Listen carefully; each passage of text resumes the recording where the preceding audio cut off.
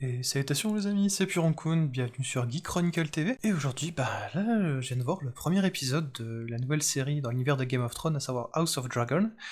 Et écoutez, alors dans cette vidéo pour le moment il n'y aura pas de spoil, hein, j'indiquerai quand est-ce que je vais commencer à bien spoiler. Mais en tout cas, sachez que ça démarre très très bien, ce premier épisode est vraiment ouf. Aussi bien, je trouvais de la mise en scène des personnages, on voit vraiment bien les tensions qui s'installent. Et pour un épisode de un peu plus, enfin oui, d'une heure, ce qui correspondrait dans les séries, on va dire les plus petites séries, hein, où généralement le format c'est plus de 20 minutes. Bon voilà, ça ferait du coup 3 épisodes. Et mine de rien, ça commence et ça finit extrêmement bien.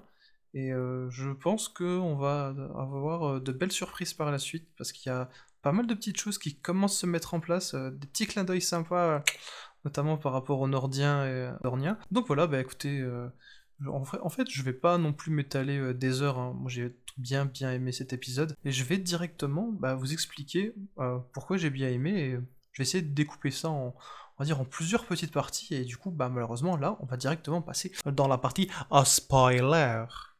Alors directement, moi ce que j'ai bien aimé, c'est que dès le début, on nous met un petit rappel en nous rappelant que par exemple, voilà, on nous dit qu'on est dans la 9e année du roi Viserys, et que c'était 172 ans, je crois, avant la mort du roi fou. Voilà, donc ça c'est pas mal parce que, alors, beaucoup de gens ont vu la première saison, enfin les premières saisons de la série, on va dire, originelle, et sûrement lu les bouquins. Enfin, peut-être, hein, il y a peut-être moins de monde qui a lu les bouquins, mais disons que voilà, les gens qui vont regarder House of Dragon, allez, à plus de 80%, ils connaissent un tout petit peu le lore.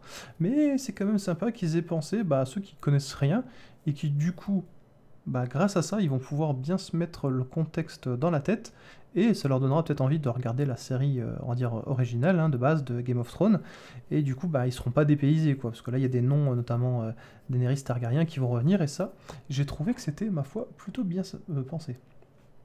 Et du coup, cache dans l'intro, donc on nous explique un petit peu, on va dire, le contexte, donc à savoir que en l'an 101, Jaehaerys, voilà, je suis désolé avec les noms, parce qu'avec l'italien c'est un peu compliqué, donc qui commence à vieillir et qui tout doucement va devoir faire un choix pour désigner un héritier, parce que c'était deux fils sont morts, et il a le choix donc entre la princesse Rhaenys et Viserys Targaryen. Les gens autour de lui, donc les seigneurs, ses vassals, bon, sans grande surprise, ils vont désigner l'héritier mâle. Enfin, en tout cas, donc c'est Viserys qui va prendre le contrôle. Et déjà là, on voit que, on va dire qu'il n'y a pas pour l'instant de haine ou d'animosité, mais on peut sentir quand même que déjà il y en a qui ont déjà bien les boules, et que déjà c'est précurseur, on va dire, de ce qui va se passer dans la danse des dragons. Et ça, ma foi, c'est plutôt sympathique. Donc après, on va retrouver des plans, on va voir donc le dragon survoler King's Landing, et ce qui est plutôt sympa de voir. À cette époque-là, c'était plutôt commun d'avoir des dragons dans le ciel, hein, puisqu'il y a encore une dizaine de dragons, je crois, à l'époque. Et on peut voir sur certains plans que les gens qui sont en dessous, ça a pas l'air de les déranger, quoi. C'est vraiment normal, ça c'est plutôt sympathique, alors que dans l'autre saison, dès qu'on voit Daenerys chevaucher ses dragons, on voit que direct en dessous c'est la panique. En même temps, dès qu'elle les chevauche, c'est un petit peu pour tout brûler sur son passage. Mais ici, on voit que c'est pas du tout le cas, hein, on est encore dans un règne, donc le règne du roi Viserys, hein, il a hérité de cette période de paix, hein, léguée par son père. Et on retrouve du coup donc le donjon rouge, pas mal d'endroits, notamment la cour intérieure. Alors il me semble, je vais peut-être dire une bêtise, que dans la série originale, il y a une carte de Westeros sur le sol. Ça c'est peut-être un détail, mais je suis pas sûr, hein. Vous pouvez me le dire dans les commentaires, hein, si des fois je me trompe. Après, on voit la princesse Rhaenyra monter Syrax, donc son dragon. Alors je sais pas, j'ai trouvé ça. Dites-moi ce que vous en pensez. Moi j'ai trouvé ça un peu étrange. Il y a qu'un seul membre de la garde royale, et ce qui semblerait deux soldats Targaryens pour escorter la princesse. Alors je veux bien qu'elle est pas loin, elle est juste on va dire à quelques kilomètres de là, à Port-Réal, mais je me suis dit, putain, c'est quand même la princesse, il n'y a pas énormément d'escorte. Alors, est-ce que ça reflète quelque part le fait que les Targaryens ont établi leur domination et qu'ils sont absolument sûrs d'eux-mêmes et qu'ils se disent, ouais, pas besoin d'escorte? Est-ce qu'ils se sentent suffisamment en sécurité pour justement avoir un minimum d'escorte? Est-ce que quelque part ça reflète pas, c'est pas là aussi un petit point de détail qui reflète à quel point ils sont orgueilleux et qui se sentent un petit peu au-dessus des autres? Moi je pense que c'est ça en vrai. À vous de me dire ce que vous en pensez éventuellement dans les commentaires. Et du coup, on enchaîne directement avec une scène avec Aemma Arryn et sa fille, du coup, la princesse Rhaenyra Targaryen. Ce coup-ci, j'ai réussi à bien le dire. Et je me suis posé la question, je me suis dit, mais c'est bizarre, elle, c'est une Harine, et elle a les cheveux grisonnants, argentés, en mode Targaryen, quoi. Et en fait, je me suis renseigné, et il se trouve qu'elle a pour père, donc le Roderick Harine, hein, donc qui est feu régent de la maison Harine, et qui était, lui, de son temps, maître des lois du Conseil restreint, et sa mère, c'était Daella Targaryen. Donc en fait, voilà, ce qui explique le fait que, parce que certains pourront dire, oh, c'est pas normal qu'elle ait les cheveux en mode Targaryen, alors qu'en fait, bah si, en fait, elle a du sang Targaryen dans les veines, bah, du coup, ce qui explique la couleur de ses cheveux. Donc là-dessus, on va dire, ils ont bien respecté ça, et franchement, c'est plutôt pas mal, hein. Il y a d'autres choses qui sont bien respectées, mais là, pour le moment, bah, on va dire que c'est tout du bon, et on va avoir cette scène contre la mère et la fille, et du coup, bah, alors on voit cette princesse Targaryen qui est plus en mode, qui fait penser un petit peu à la reine Nymeria, donc cette reine Rhoynar qui est arrivée à Dorne il y a un petit moment déjà, hein, je me sens que c'est bien plusieurs siècles en arrière. Donc elle est vraiment plus en mode genre un peu. Elle me fait aussi penser un petit peu à une certaine Stark, un petit peu aventureuse, comme ça, qui désire découvrir le monde. Et bah sa mère, elle lui fait comprendre bah, que ouais bah ma chérie, malheureusement, bon bah t'as du sang targaryen dans les veines, bah toi tu vas en fait on sert un petit peu juste à pondre des héritiers quoi. Bon elle dit ça de façon un peu plus subtile, mais elle lui fait comprendre que bah voilà on sert à ça. Et on sent déjà à ce moment-là quand même une certaine tristesse et une certaine mélancolie. En tout cas j'ai trouvé dans le jeu d'acteur de la reine qui est déjà très bien joué, parce que bon à cette époque-là il me semble qu'elle a déjà perdu je crois 3 ou 4 enfants, et là un peu plus tard, dans une scène, elle fera comprendre, voilà, alors qu'elle est dans son bain, qu'elle fera comprendre à son mari que bah, voilà, ça va être le dernier et qu'après, stop, quoi. Parce qu'elle en peut plus et elle est vraiment, on va dire, vraiment au bout du bout, quoi. Et ça, c'est plutôt intéressant à voir. Alors ensuite, on enchaîne sur une scène au niveau du conseil restreint. C'est plutôt intéressant de voir que la jeune princesse, elle a entre guillemets quand même une place dans ce conseil, même si elle sert entre guillemets que des chansons. Ça pourrait paraître un peu en mode genre, comment je pourrais dire ça? Ouais, elle est là juste pour servir le vin, mais le fait d'avoir accès au conseil restreint, bah en fait, ça lui permet d'avoir des oreilles en fait, un petit peu partout, et bah, bien utilisées, bah, comment dire? Quand vous êtes là et que vous savez ce qui se passe dans le conseil restreint, bah autant vous dire que pas besoin de mettre des chuchoteurs entre guillemets quoi. Après, est-ce que c'est aussi une preuve de confiance et de l'affection de son père par rapport à sa fille? Je pense aussi, il y a peut-être quelque chose comme ça. Donc ensuite, si je dis pas de bêtises, on a une scène entre du coup donc la jeune princesse et puis son oncle, donc Daemon Targaryen. Bon, celui-là, on voit que déjà que ça va être entre guillemets excusez-moi l'expression, le gros connard. Genre le mec, ça y est, il s'installe directement sur le trône de fer. Il offre un collier du coup euh, donc à la jeune princesse. Alors, est-ce qu'il a à ce moment-là des sentiments pour elle ou est-ce que c'est plus en mode cadeau? Ah, c'est assez ambigu à ce moment-là. Enfin bon, en même temps, vous allez me dire les Targaryens. Voilà, hein. Donc ça c'est plutôt sympa. Alors le collier, parce qu'il me semble que le collier qu'elle a de base il est en or, alors que là il lui offre un collier carrément en acier valérien, ce qui est pas rien, hein, on va pas se mentir. Bon, même si à cette époque-là l'acier valérien ça coulait un petit peu plus à flot que dans la série originale. Donc après on va enchaîner sur une scène plutôt émouvante hein, avec le roi et du coup son épouse. Donc elle, comme je disais précédemment, elle lui fera comprendre que voilà, ce sera son dernier enfant. Et par contre après ouais, on passe directement de la tendresse à la violence. Ça aussi en termes de mise en scène c'est plutôt sympathique. Donc on a le Daemon Targaryen donc, qui a été nommé à la tête du guet de Port-Réal, donc qui a on va dire monté une troupe de 200 hommes, 2000 pardon, que je raconte. Voilà, donc les manteaux dorés, et qui vont se livrer à des actes bah, on va dire de barbarie, hein, on va pas se mentir, hein. Il va prendre des gens totalement random dans la population et les accuser d'être des violeurs, d'être des assassins, alors qu'en fait, bah, on voit très bien que c'est des mecs qui prennent comme ça, et que c'est des jugements totalement sommaires, et ouais, il essaye d'instaurer, on va dire, une forme de terreur, ou voilà, et basiquement après, au niveau du conseil restreint, ça, par contre, ça va un petit peu moins passer, et on va directement voir une rivalité qui va rester à un certain moment, et qui va être intéressante dans la série, donc entre donc lui, qui fait partie aussi du conseil restreint, même si, bon, il s'en fout un petit peu, et on va dire il se permet de ne pas venir à certaines séances du conseil, et en face de lui, Otto Hightower, qui est la main du roi, qui lui fait comprendre que voilà, ces actes de barbarie n'ont pas lieu d'être, et lui, basiquement, il va un petit peu le stalker, et la main du roi va manquer de perdre un petit peu son sang-froid, quoi. Le roi va essayer un petit peu de temporiser ça, mais on voit que entre les deux hommes, clairement, ça va pas se passer aussi bien par la suite, et leurs relations vont clairement pas aller en s'améliorant.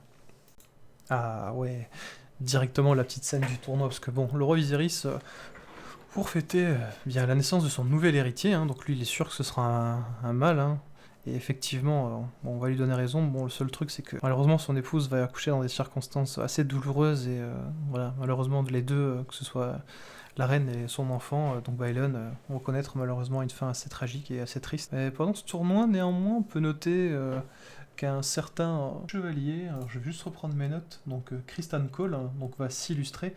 Alors lui, il me semble, si je dis pas de bêtises, qu'il est le fils d'un intendant qui est au service de la maison Dondarion, donc un petit seigneur mineur, disons ça comme ça. Donc la maison d'Ondarion, c'est une maison, si j'ai pas de bêtises, qui se trouve dans les terres de l'orage, mais vraiment tout au sud des terres de l'orage, à la limite avec la frontière avec Dorne. Donc voilà ce qui peut expliquer qu'il est un petit peu typé dornien. Et voilà, ensuite on va avoir, donc lui va s'illustrer pas mal, et on va ensuite avoir donc notre ami, entre guillemets, Daemon Targaryen, donc qui va choisir son adversaire, et il va choisir un Hightower. C'est le fils de Otto Hightower, donc qui est donc la main du roi. Donc on sent déjà là que tu vois il a envie de se venger en mode genre tiens tu vois si toi ton fils il meurt pendant le tournoi. Et effectivement les tournois en cette période-là on voit que c'est entre guillemets ça a rien de chevaleresque, hein. Les gens ils vont juste se rentrer dedans et ça va juste être à un moment ça va être une boucherie, hein. Les mecs ils vont être en sol, ils vont se faire un moment achever, enfin assez salement, ça va être assez violent. Bon, heureusement pour notre ami Hightower, il me semble qu'il meurt pas. Par contre, il y a un duel très très intéressant après. Donc, on a Daemon Targaryen qui se fait désarçonner Criston Cole. Et s'ensuit un combat ensuite au corps à corps. Alors, les combats sont assez rapides. Bon, moi j'aurais aimé qu'ils durent un peu plus longtemps, mais ils sont filmés d'assez près. Et on se rend compte, le fait que ce soit filmé d'assez près, ça rend les combats plus dynamique et assez violent, quoi. On entend vraiment les coups, on voit vraiment les boucliers qui se font fracasser. Bon, il y a un petit peu moins de dégâts je trouve sur les armures, notamment quand le Targaryen se fait attaquer entre guillemets dans le dos. Mais voilà, ce qui est bien, c'est qu'on voit que les persos, c'est vachement nuancé en fait. Il n'y a pas de perso ni blanc ni noir en fait. On peut penser que ce chevalier, donc Criston Cole, c'est qu'il canne bien et tout. Bah non, à un moment, on voit donc le Daemon Targaryen qui pense l'avoir achevé et qui commence à demander les ovations, on va dire, du public, et qui du coup, dans son orgueil et dans sa fierté démesurée de Targaryen, bon bah, il baisse sa défense, le mec profite pour lui mettre un coup par derrière, ensuite il le jette au sol, et pareil, même au sol, il s'avoue pas vaincu, on va dire, le Targaryen, il essaie de prendre une dague et lui mettre un coup de dague, on voit que ça prend pas, hein, parce que bon, les armures, ces armures de plate, faut pas déconner, et, donc le, le chevalier est obligé de lui demander d'abandonner en lui menaçant avec sa masse. Donc ce qu'il va faire, et du coup il va s'attirer les faveurs de du coup la jeune princesse Rhaenyra. Donc ensuite on a la fameuse scène avec le bûcher, donc, où la reine et du coup son enfant, donc, qui malheureusement voilà, tous les deux sont décédés, hein. D'ailleurs très très dur, hein, la scène, voilà, si jamais vous l'avez pas encore vue, la scène où justement elle décède et on décide de sauver son fils, hein. D'ailleurs on se rend compte qu'à ce moment-là, d'ailleurs j'aime beaucoup l'acteur qui joue le rôle de Viserys. On voit vraiment que c'est un roi qui est torturé et qui commence tout doucement à sombrer, alors je dirais pas vers la folie, mais en tout cas qui commence vraiment à être un peu dépité par tout ce qui se passe, quoi, parce que bon, perdre sa femme et son unique héritier dans la même journée, autant vous dire que c'est un petit peu compliqué pour lui, et bah, on voit qu'il a même pas la force de dire au dragon de mettre feu au bûcher, et c'est du coup la jeune princesse qui, elle, va courageusement prendre sur elle et demander au dragon de mettre le feu au bûcher. Alors ensuite, on a une scène très intéressante entre du coup Otto Hightower, donc la main du roi, et sa fille, donc Alicent, je sais pas comment on prononce, hein, je m'excuse. Et grosso modo, celui-ci lui dit écoute, ce serait bien que tu ailles un petit peu consoler le roi, hein, il a perdu sa femme et sa fille, donc voilà. On peut. Alors, autant ce perso, je le trouvais plutôt sympathique au début, autant là, j'ai plutôt l'impression qu'il s'oriente vers du Peter Baelish, donc en mode vas-y, va consoler le roi, sous-entendu, tu sais quoi, mets-toi dans son lit, et puis vas-y, qu'il te fasse un gosse, et puis comme ça, voilà, on va désigner comme ça, au moins, comme ça, il va y avoir un héritier mâle. C'est assez sale dit comme ça, mais bon, dans Game of Thrones, c'est un petit peu pas de pitié. Alors à ce moment-là, alors est-ce qu'elle a compris ce qu'a demandé son père? Je pense que oui, parce que ça a l'air d'être une fille qui est assez instruite et intelligente, mais en tout cas, elle va pas le faire en mode grosse catin, hein. Apparemment, bon, elle va prendre ce rôle à cœur, et puis donc elle va récupérer un livre d'histoire, parce qu'apparemment le roi Viserys un homme qui adorait ça et va apparemment passer une nuit avec lui en probablement lui lisant quelques passages pour un petit peu le consoler. Alors après, ce qui va se passer d'autres choses pendant cette nuit-là, pour l'instant on sait pas trop, mais voilà, pour ceux qui connaissent, qui ont lu les livres et tout ça, bon bah ouais, ça va pas rester juste comme ça, hein. Voilà, je spoil pas hein, pour ceux qui n'auraient pas lu les livres ou qui auraient des connaissances, mais voilà, en tout cas, ça va sûrement créer pas mal de tensions entre elle et son amie, Rhaenyra, la princesse Targaryen, et ça promet de belles tensions par la suite. J'ai très hâte de voir comment leur relation, parce que bon, elles sont des amies, on peut dire ça comme ça, mais voir si ça va durer dans le temps et voir. Donc là, on sent vraiment que ça a mis un coup. Le décès de son épouse et de son enfant. Donc on voit que malheureusement, Daemon, quelqu'un de pas très intelligent, très futé au final. Donc lui, on va dire pour fêter ça, il va, on va dire dans un bordel. Et bon, le roi quand il apprend ça, et notamment ce qu'il a dit par rapport à son fils, je crois il a levé son verre en mode genre, ouais, en désignant du coup Baelon, donc l'enfant qui est mort quelques temps après sa naissance, en tant que roi d'une journée, quelque chose comme ça. Enfin, dit de façon un peu comment je pourrais dire ça, désinvolte. Et évidemment, qui va donner cette nouvelle-là au roi? Eh ben, c'est la main du roi, donc Otto Hightower. Donc le mec a des espions et des oreilles un petit peu partout. Puis on voit qu'il s'en donne un cœur joie.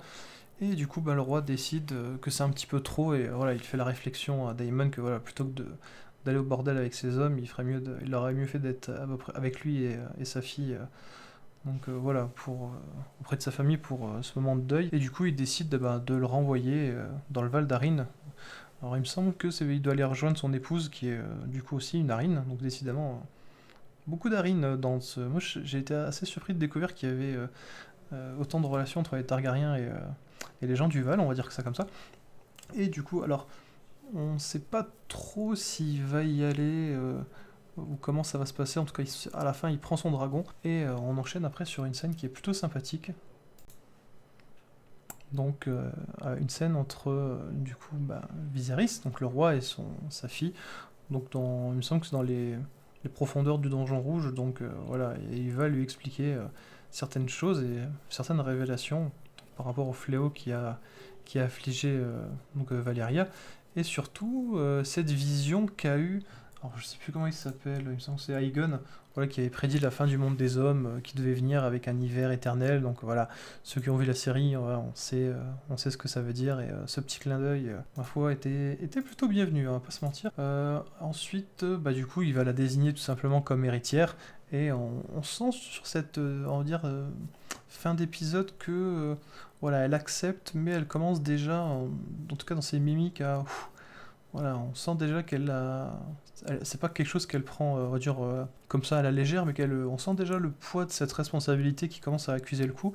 Et c'est quelque chose qui est plutôt sympa dans cette série. J'ai trouvé que tous les acteurs, franchement, ils jouent vachement bien leur rôle. Alors, j'ai pas parlé par exemple de Lord Corlys Velaryon, quelqu'un qui est resté assez discret par rapport à l'histoire, qui a un peu pris dans la gueule quand même, parce qu'à chaque fois il a essayé, on va dire, de placer ses billes, et puis on lui a dit non.